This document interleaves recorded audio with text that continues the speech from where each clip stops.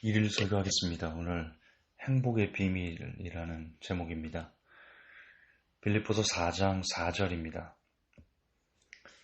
주 안에서 항상 기뻐하라. 내가 다시 말하노니 기뻐하라. 지금 항상 기뻐하라 그러고 다시 말하노니 기뻐하라. 두 번 강조합니다. 본문 하나 더 보면 데살로니가전서 5장 17절에 쉬지 말고 기도하라. 범사에 감사하라. 이는 그리스도 예수 안에서 너희를 향하신 하나님의 뜻이니라. 이렇게 기록되어 있습니다. 우리가 이 땅을 살면서 기뻐하는 거 하나님의 뜻입니다. 행복해하는 거 하나님의 뜻입니다. 번영신학 아닙니다. 오늘 성경에 그렇게 기록되어 있습니다. 어떻게 우리가 기뻐할 수 있을까? 항상 기뻐할 수 있을까? 다시 말하노니 주 안에서 기뻐하라 그러는데 우리가 그걸 어떻게 오늘 이 시대에서 우리가 성취하며 살 수 있을까? 어떻게 하면 행복할 수 있을까? 행복은 하나님의 뜻입니다. 어떻게 우리가 행복할 수 있을까? 오늘 닐 파스리차라는 사람의 이야기를 들려드리면서 그 방법을 좀 찾아가고자 합니다. 이게 테드에 나온 이야기인데요. 이 닐 파스리차가 2008년에 갑작스럽게 아내에게 이혼 통보를 당합니다. 바로 전날에는 중마고우였던 그 친구의 자살 소식을 듣죠. 그래서 매일 절망에 빠져서 텔레비전을 틀어도 매일 테러에 기근에 테러는 아니었나요? 테러는 2011년 2000 맞죠? 2001년 9.11 사태가 그때 2011년이었나? 네, 그 기근에 전쟁에 경제 위기에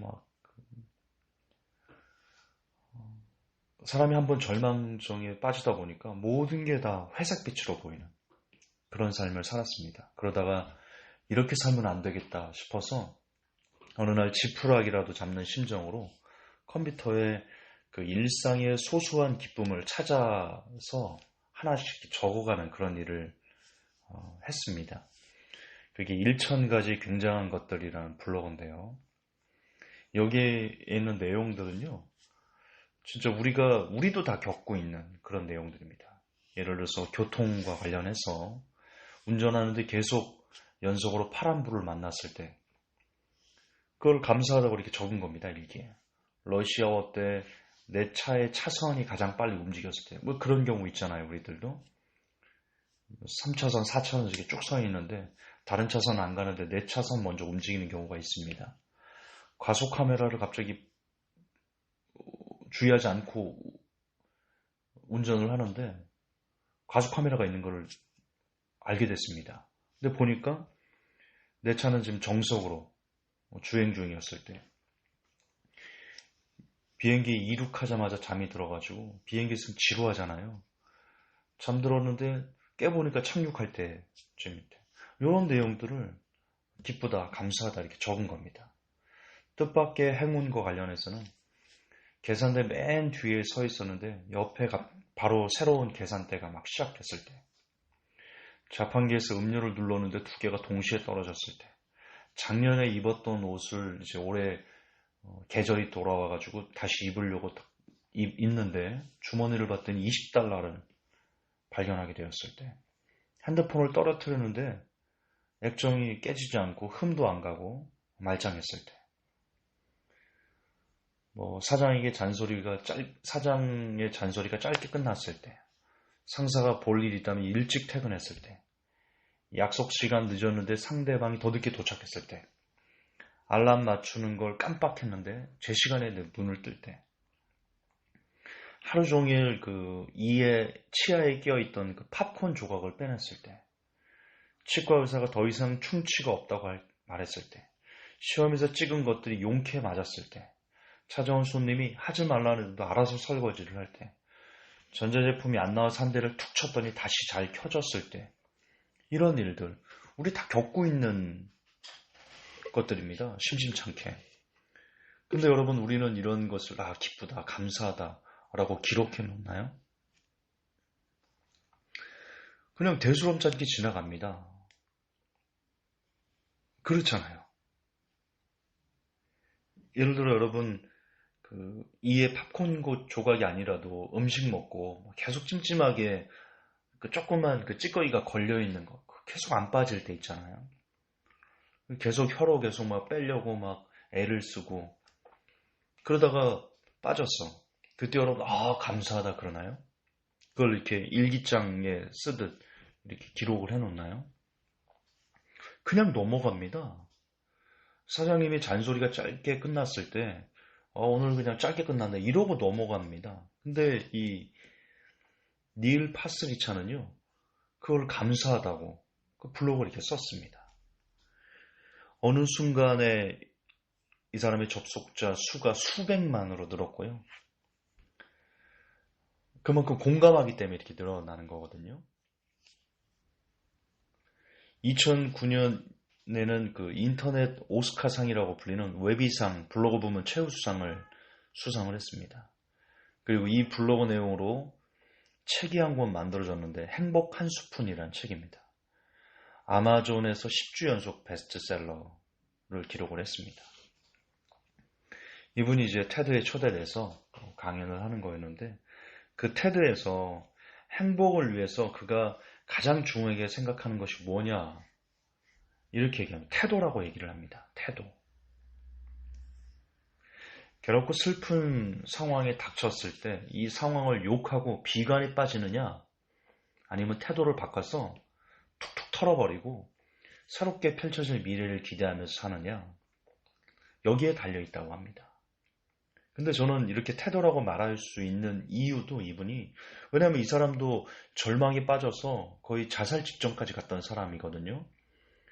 근데 지금 어떻게 이렇게 태도라고 말하면서 고통스러운 상황에서도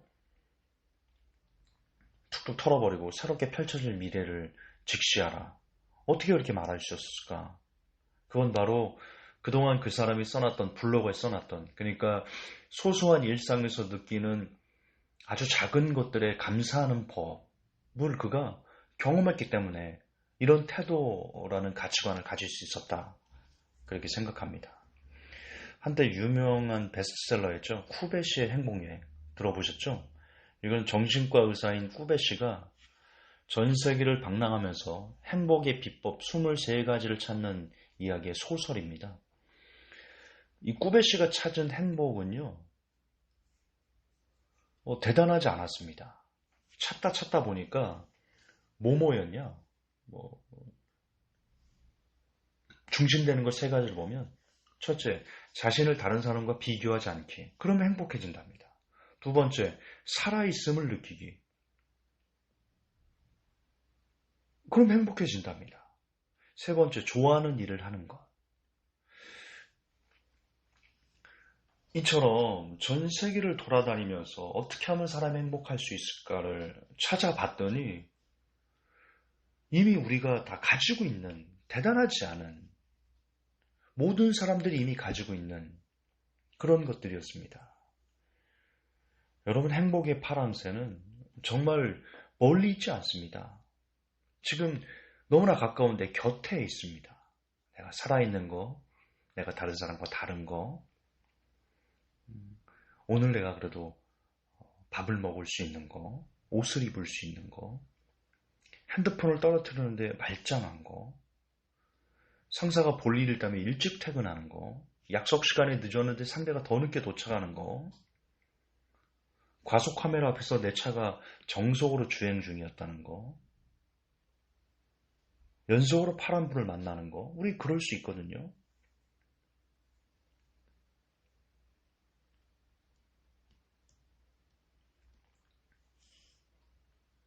중요한 것은 우리가 그것을 지금 현재 살아있다는 것을 너무나 뭐라고 말할까? 평이한 것들이기 때문에, 당연시 여기는 것들이기 때문에 우리가 거기서 감사를 발견하지 못하는 겁니다. 여러분, 우리가 숨 쉬는 게 당연한 겁니까? 이 시간 하나님께서 많은 사람들이 하나님을 조롱하고 내 힘만 믿고 의지해. 종교는 그냥 나약한 사람들이 찾는 자기 만족이야, 자기 위로야. 그러는 사람들에게 묻고 싶습니다. 이 시간 하나님께서 공기를 걷어가신다면, 그분이 만드셨으니까 걷어가신다면,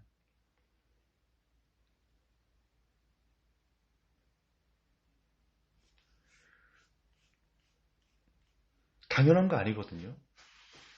우리가 물 마시는 거 당연합니까? 여러분, 아프리카나 그 사막에 있는 그런 나라 중에는요, 물이 부족해서 아이들이 구정물을 먹습니다. 실제 우물 파주는 그런 그 일을 하는 자선업체, 그들이 올려놓은 영상이나 그들이 올려놓은 사진, 그리고 그들의 증언을 들어보면요, 예, 물이 없으니까, 먹어야 사니까, 아이들이 그 구정물을 먹어서 온몸에 피부병이 막 발생하고, 전 세계에 물 부족 국가가 많습니다. 지금 우리나라, 대한민국이라는 곳에 우리가 태어나서 물 마시는 걸 자유롭게 먹고 샤워하는 걸 우리가 자유롭게 할 수 있으니까 물의 소중함을 우리가 못 느끼는 거죠. 물이 없는 나라에서는요, 먹은 물, 우물 하나 파주어서 거기서 물이 막 샘솟으면 아이들이 막 기뻐서요, 막 미칩니다. 막 춤추고 막 난리 납니다. 물 마시는 거 행복한 겁니다. 소중한 겁니다. 숨 쉬는 거 소중한 겁니다. 행복한 거 감사한 겁니다. 우리는 그것을 행복해 하지 않습니다. 여러분, 하나님은 우리가 행복하기를 원하십니다. 그리고 행복할 수 있는 모든 조건을 적어도 대한민국 살고 있는 여러분들은요, 바로 곁에 있습니다. 너무나 많은 것들이 있습니다. 여러분, 행복은요, 습관입니다. 습관이 인생을 만들지 않습니까? 그 사람이 어떤 습관을 갖는가에 따라가지고 그 사람의 미래가, 그리고 그 사람됨이 만들어지는데요. 여러분, 행복은 습관입니다. 어떤 습관이냐? 감사의 습관입니다. 내게 일어나는 작고 소소한 모든 일들에 감사 일기를 적고, 제가 예전 설교 때 감사 일기를 적으라고 말씀드렸죠. 여러분, 감사 일기를 적는 것은 누군가를 위해서 하는 일이 아닙니다. 감사가 습관이 되도록, 그래서 하나님께서 우리에게 명령하신, 요구하신 항상 기뻐하라. 주 안에 항상 기뻐하라. 내가 다시 말하노니 기뻐하라. 하나님의 말씀이거든요. 우리가 그렇게 살기를 원하시는 하나님의 뜻이거든요. 그러려면 감사가 습관이 돼야 됩니다. 행복할 수 있는 모든 조건이 있습니다. 거기서 감사를 우리가 우리 스스로 늘 되새김질하면 됩니다. 다시 얘기하지만 저와 여러분에게 일어나는 여러 가지 다양한 삶 가운데, 매일매일의 삶 가운데 작고 소소한 많은 일들이 감사의 제목입니다. 그걸 캐치해서 여러분 오늘 닐 파스리차라는 사람처럼 한번 써보십시오. 그리고 기도할 때 날마다 그것을 하나님께 감사의 입술로 제사를 올려보십시오. 그처럼 감사를 습관처럼 입에서 떼지 않을 때, 감사가 습관이 될 때 행복이 옵니다. 행복의 비밀은 여러분이 원하는, 여러분이 바라는 돈을 벌고 건강이 회복되고 결혼을 하고 아이를 낳고 집을 사고 차를 사고 승진을 하고 이런 어떤 거창한, 진짜 거창한 어떤 것에 행복이 있는 게 아니고요.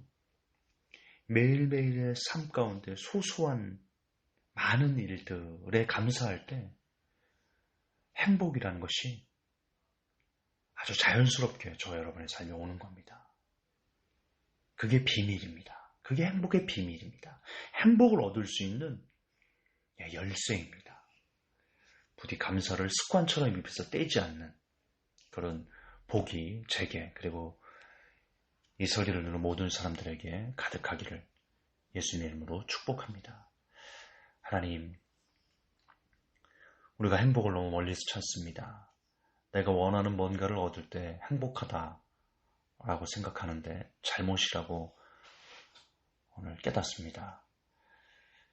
제가 그리고 이 메시지를 듣는 모든 사람들이 매일매일의 삶 가운데 아주 작은 것에도 당연하다 생각하지 않고 그걸 감사하다고 하나님께 입술의 제사를 드릴 수 있는, 그래서 행복을, 하나님께 주신 행복을 취할 수 있는, 얻을 수 있는, 누릴 수 있는 그런 복이 제게 그리고 모든 사람들에게 가득하게 도와주시옵소서.